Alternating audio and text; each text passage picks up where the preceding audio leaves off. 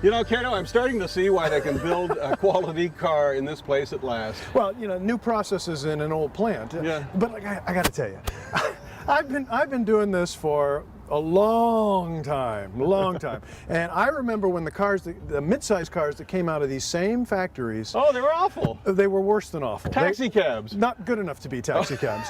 I remember the days when you'd slam the door of one of these mid-sized cars and the windows would rattle and the chrome would fall off and the trim bits would be all misaligned and the plastic would fall off, and you start the engine up and it was this old pushrod engine that sounded like a truck. And these cars, it's not that they didn't win awards, it's they weren't even contenders for awards, and things have changed. Culture change. Culture change. Well, yeah. It's happened.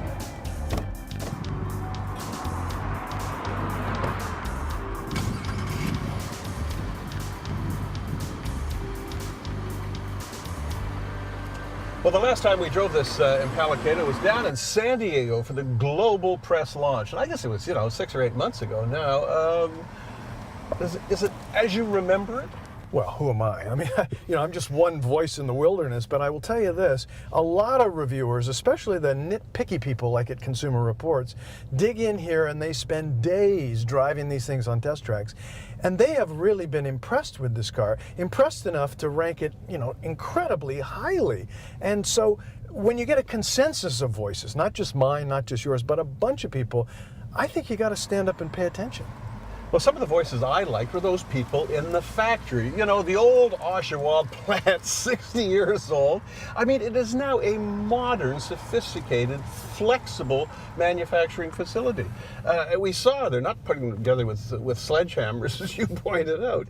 It all fits like a beautiful puzzle. They've made the modern age in Oshawa, finally. I like your point about modern age, because in the modern age, what consumers are looking for is not just cars that don't break. They're looking for cars that are interesting, exciting, fuel efficient, fun to drive, comfortable, full of infotainment features. It's as much, for the consumer, it's as much about having a car that is pleasing as it is for a car that's not displeasing.